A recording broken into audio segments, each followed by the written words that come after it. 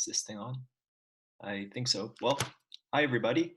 Uh, welcome to, I guess, what is now our classroom, aka my house.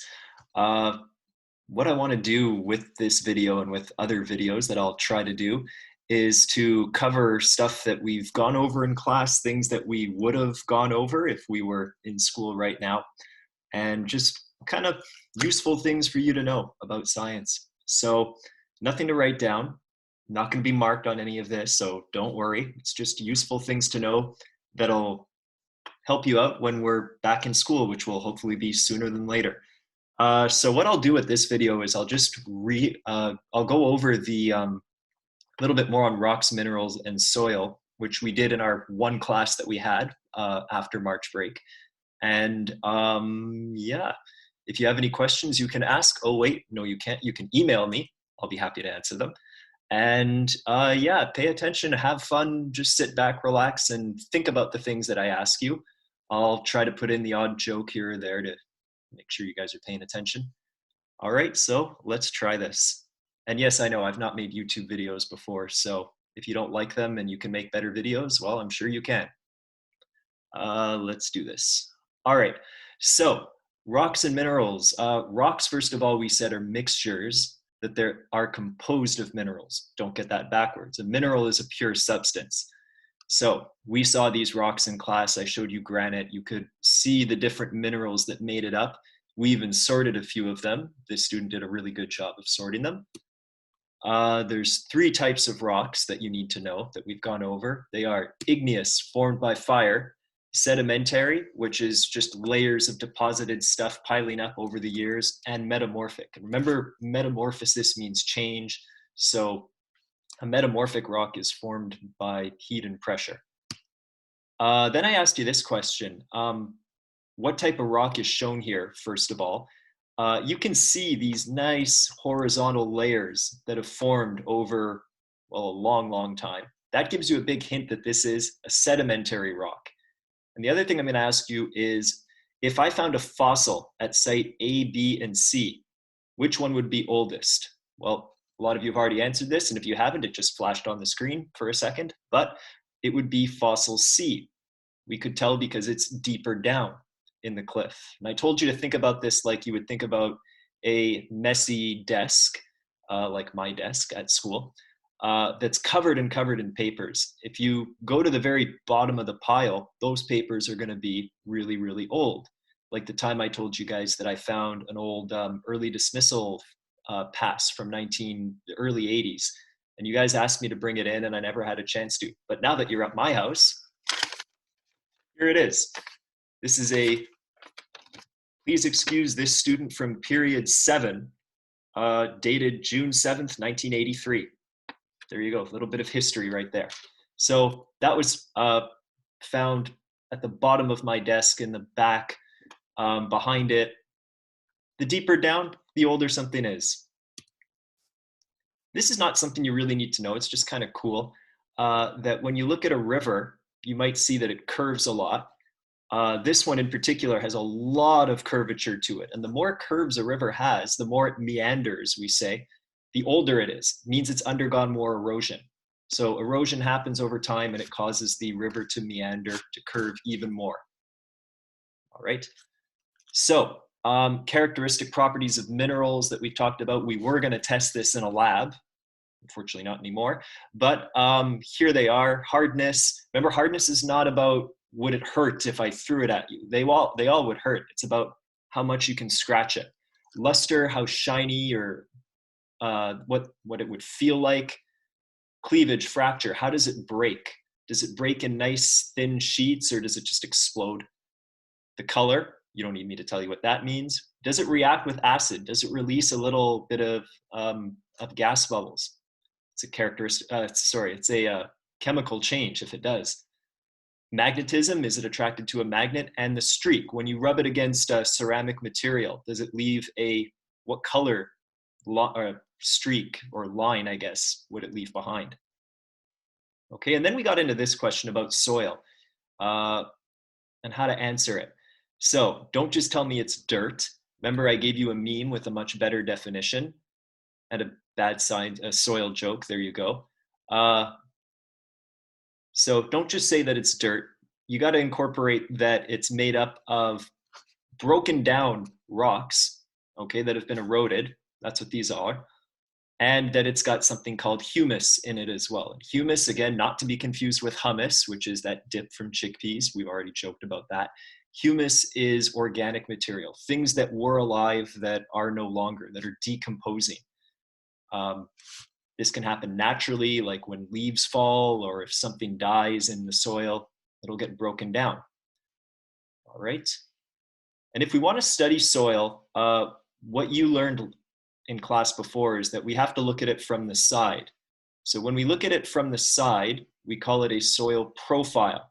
And the profile will have layers to it that we call horizons. This is what you can see here in this picture, that we've got all these nice layers that we can clearly see. And I told you how when I was a student in university, I had to study this quite a lot, and that they don't look that nice and easy to see. This is what a real soil profile looks like. I took or maybe it was a friend of mine, I don't remember, but we took this picture. You can maybe see there's some different colored layers, but it's pretty hard to tell the difference. But whatever, that's a real life soil profile. All right, and then we talked about what we notice in these different soil horizons.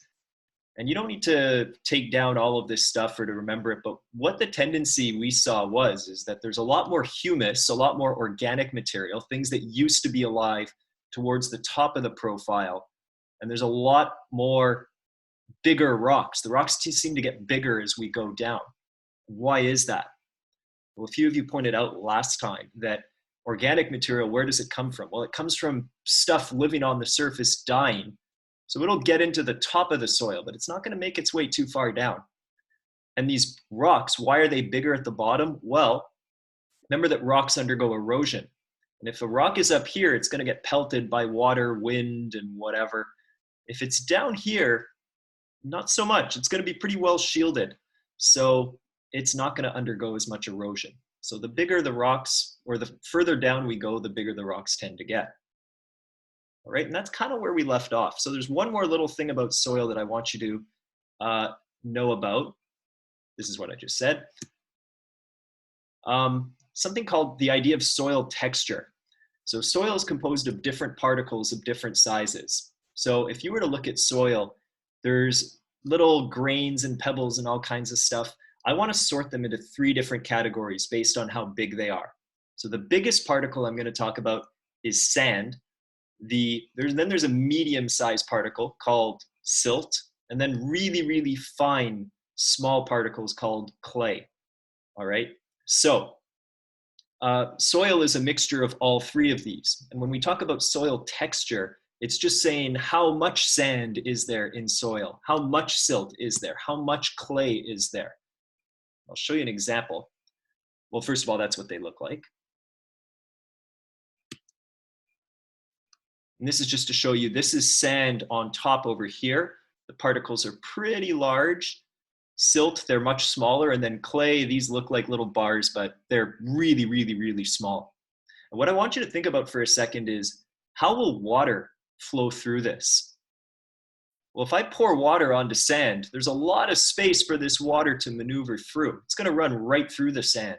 You'll notice this. If you go to a beach and you pour water on the sand, it'll be wet for a little bit, but it dries out pretty quickly. For silt, not so much. Silt, it's much harder for the water to move through. There's not as much space. And then clay, there's barely any space. The water takes a long time to move its way through clay. It's kind of like if, you know, those ballrooms or that you can go to, I don't know, McDonald's or IKEA and play in those when you were a little kid. Imagine having a ballroom filled with beach balls. Pretty easy to move through a bunch of beach balls. Then maybe if I'm here, it's like the size of whatever those actual plastic balls are, about the size of a baseball.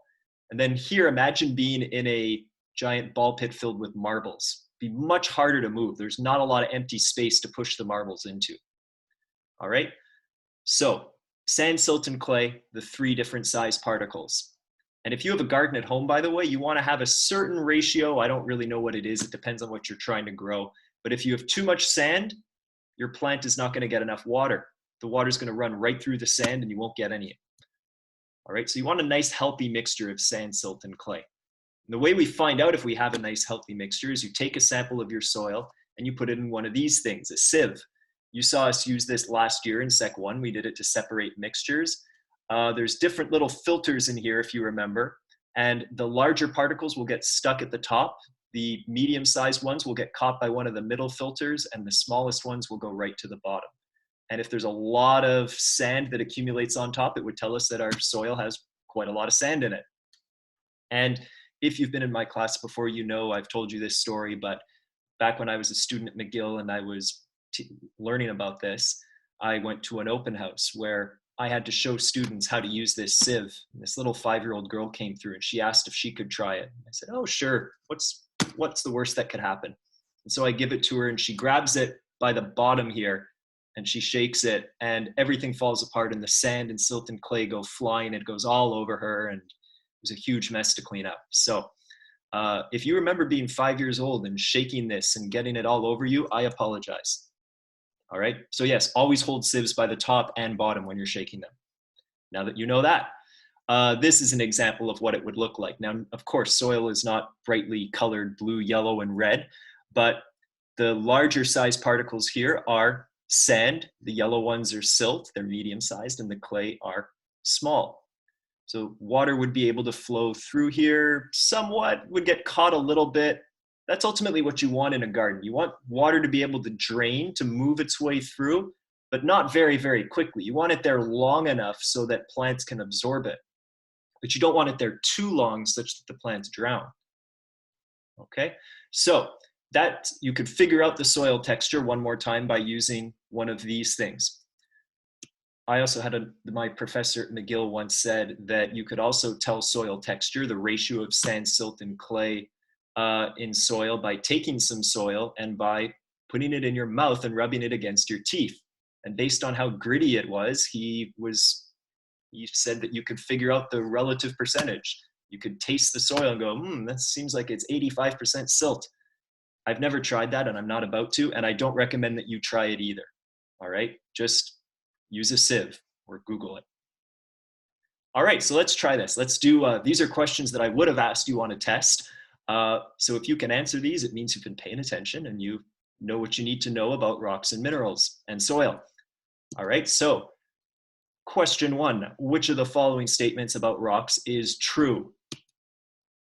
A, rocks are pure substances made up of minerals. B, pure substance made up of rocks, a mixture made up of minerals, or a mixture made up of rocks. So think about it. But you should remember the definition for rocks. It's a mixture made up of minerals. So C. And that's Dwayne "The Rock" Johnson. You probably already knew that. Okay, question 2. This is before I do this, here comes a bad science joke. This is a really nice rock. I hope you agree, because that's what it's called. I know my head is in the way of this question, but I'm not able to move it, sorry. It says, this rock is called gneiss. It's formed when granite undergoes extreme amounts of heat and pressure. So what type of rock is this? Is it igneous, sedimentary, metamorphic, or punk rock?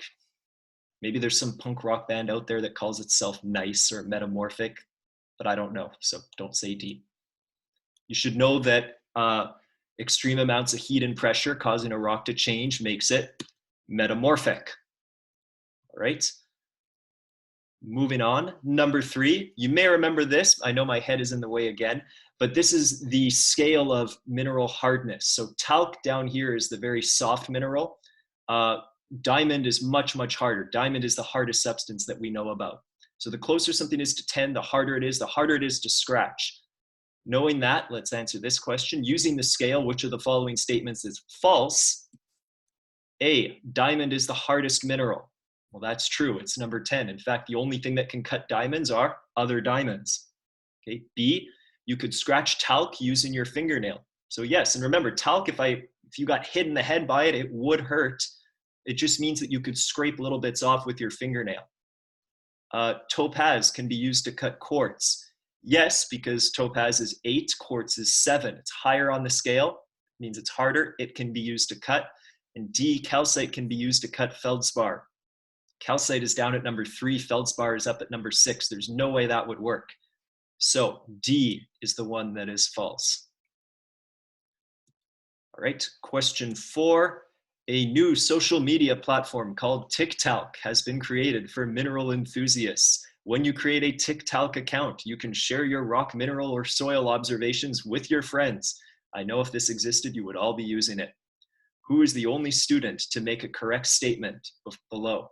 So I'll show you some things. Normally I like to put your names in here, but because this is going to be on the internet, I figured I should make up some student names. So here's 4 totally random student names next to their post. Here we go. Whoops, I gave away the answer. Oh well. So Jaden says, I scraped a mineral across ceramic to check its luster. Well, that's not exactly right, because when you scrape a mineral across ceramic, that's identifying its streak, not its luster. All right. Yasmin says, I found a rock buried in a sandy cliffside. It must be igneous. It's probably sedimentary. Billy says, I think you'll find more humus deeper down in the soil. It's the other way around. You'll find more humus at the top of the soil. And then Wade says, I think you'll find larger rocks deeper down in the soil. That is true. Congratulations, Wade. All right. Question 5. Here are the magnified views of each student's picture from the last question. Who is the only student to have a real profile picture? So if you remember, soil profiles are what we view from the side. It's going to be Yasmin. Remember, go out and make this your actual social media profile pictures. It's good practice. Different kind of question here, not multiple choice. Think about this. Pause if you want to think about it. But why can't you grow flowers at the beach? These are just flowers that somebody has chucked there. They're not actually growing out of the sand. All right, well, it's because sand particles are so large that water flows through it very quickly. The sand wouldn't be able to hold on to the water long enough for the plant's roots to absorb it. So it would, I tried to draw some sand particles here. They're all pretty big, and look at all the open space in between them. There's quite a lot of room for water to move through. So it would drain pretty quickly, and these plants would never get enough water to survive. All right, conversely, what type of soil would you expect in this wetland? So this is a marsh and there's some plants growing, but all this water here doesn't tend to disappear into the ground. It kind of just stays there. So this soil is probably quite rich in clay because water mostly stays above the soil. There's not a lot of room in between the clay particles for the water to squeeze through. So it just stays on top. All right. And because of that, the water stays there. It's we call it a wetland or a marsh or a swamp or bog or whatever this is. So that's a little picture. There's not a lot of empty space in between here when I make the particles much smaller. So water will just kind of sit on top. All right. So those are some questions that were going to be on your test. If you were able to answer them, even if you have to look back on things, no problemo. All right. And that's about it. So I hope you enjoyed this. I hope you learned something or got to review stuff that you already hopefully know. And what we'll do in the future is I will try to make more videos like this. I will maybe try to recreate some labs that we would have done from the comfort of my living room. And yeah, if you have any questions, you can email me. In the meantime, thank you for watching. Please like and subscribe. I don't know what that means, but do it anyway. And stay safe. And yes, go wash your hands and don't eat soil. Bye, everybody. How do I stop this?